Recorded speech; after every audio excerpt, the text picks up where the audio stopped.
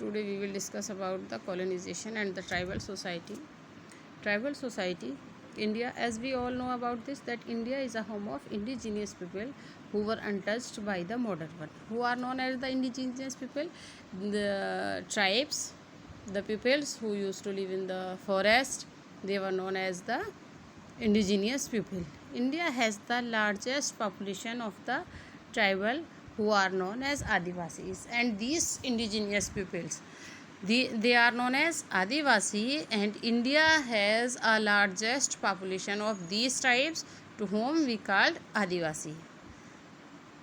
They have their own culture, tradition, language and lifestyle.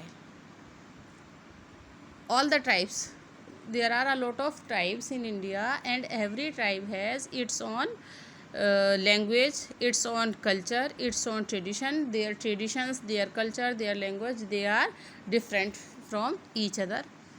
Colonial rule and the tribes. The mineral rich region of Chota Nagpur. It is also important to note this, that Chota Nagpur region, it is known as the mineral rich region, and Chota Nagpur region, it is found in Jharkhand.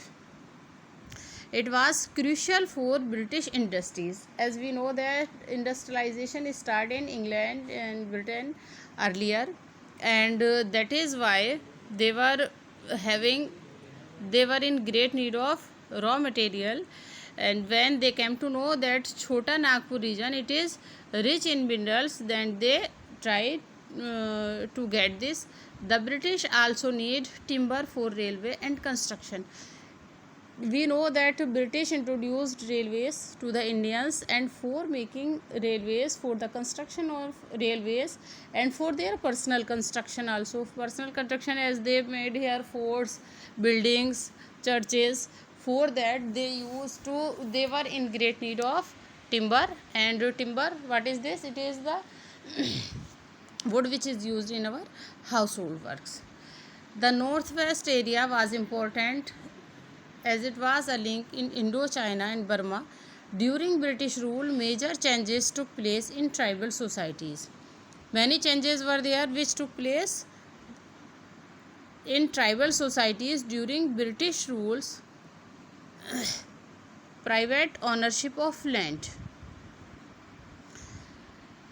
The British introduced the concept of private owned land and imposed high rate revenue system. After the Battle of Buxar, we discussed it earlier also in previous videos. We discussed about it, that after the Battle of Buxar, they got Diwani of Bihar, Bengal and Odisha, and when they were able to get Diwani, then they were collecting revenue. And now when they saw that many tribes are living in the forest, then they introduced the concept of private land. Actually, the land, the forest, they were not private on it, it was belonging to the whole tribes. Why they introduced this concept of private owned land? Concept of private owned land was introduced so that they can earn more and more revenue. When they were unable to pay, they were forced to make money from the money lenders. And when, to whom we are talking about here we are talking about the tribes. When the tribal societies were unable to pay revenue, then they have to take money from the money lender. As in permanent settlement we have discussed, in Mahalwari system and in Rayot system we have discussed that when the peasants, they were unable to pay revenue system, then they used to borrow money from the money lender. Just like that, when the tribal societies, when they were unable to pay revenue, then they have to move to the money lenders to borrow some money. Sometimes they were tricked on putting thumb impression on the property papers. And how they were tricked? Because they were illiterate, and illiteracy, it is the root of many things. For tricked, only illiterate people can be tricked. They don't know where they are signing, where they are putting their impression, so they were tricked by the money lenders. They used to put thumb impression on plain papers, and after that the money lender used to take their properties. Functions and authority of the tribal chief. As we know that every tribe, every village, every society, they have their chiefs. As in villages there are gram pradhan nowadays, and earlier they were under the zamindar, or some big part it was under the rajas. Just like that, every tribe, they used to have their own chief, and their chief were having some authorities and some functions they have to play there. The tribal chiefs, they have to all the tribes have their chiefs, and the chiefs have their own authorities, and they also have to fulfill some functions.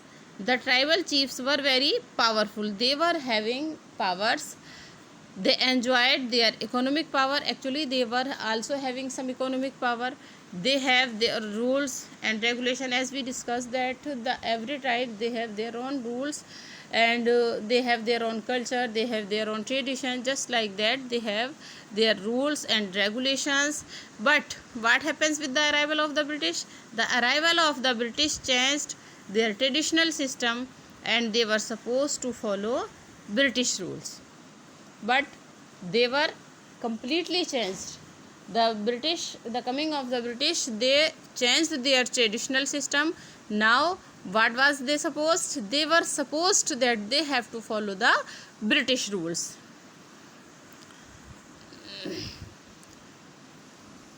The British imposed a centralized system of administration.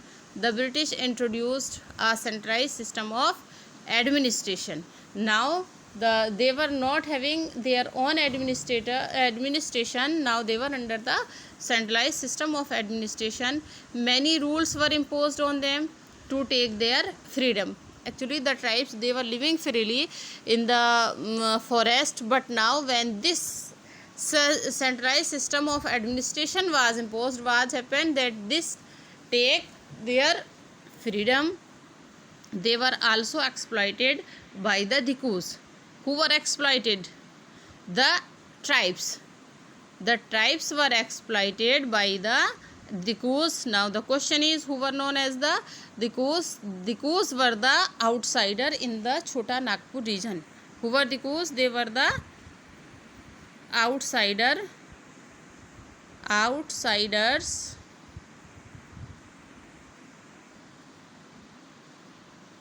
in Chota Nagpur region. Chota Nagpur region. Now it is clear who were Dikus. They were the outsiders in Chota Nagpur region.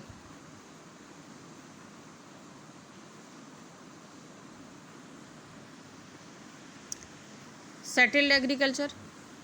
British were need steady income. Steady means fixed income, a fixed amount of money.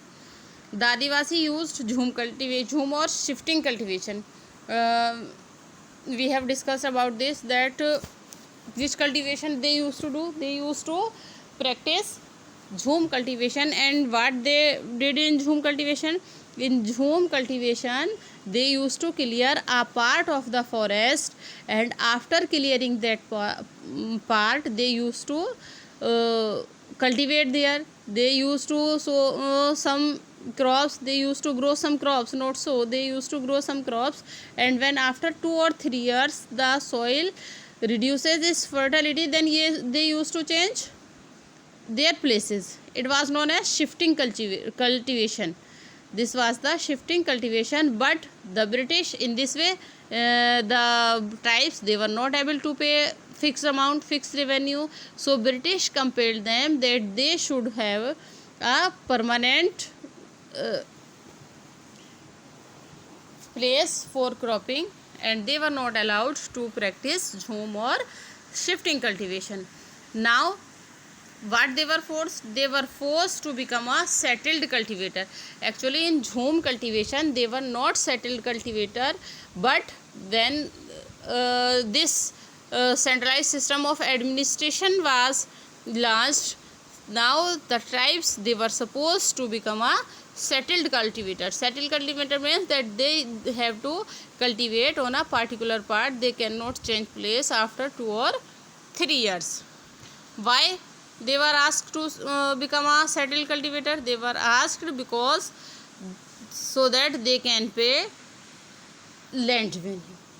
If they were not permanent cultivator, they were not settled cultivator, they were not supposed to pay fixed amount of revenue. That is why they were asked to adopt settled cultivator and to give up home or shifting cultivator. Introduction of forest law.